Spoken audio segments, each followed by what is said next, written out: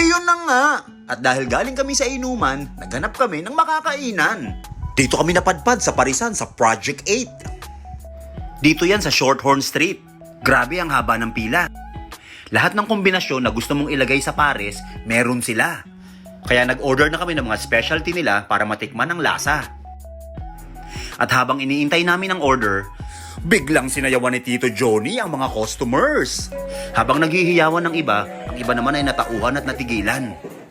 At sa pangyayaring yon ay nakahanap kami ng upuan dahil lahat sila ay nagtayuan. At ito na nga ang mga in-order namin. Iba't ibang klaseng laman ang inilagay sa pares namin.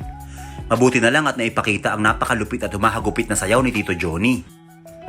Nag-order din kami ng super special pares nilang with bone marrow. Tara, chibuga na. At ayan si Tito Johnny, kinikilig-kilig pa habang humihigop ng wow, sabaw.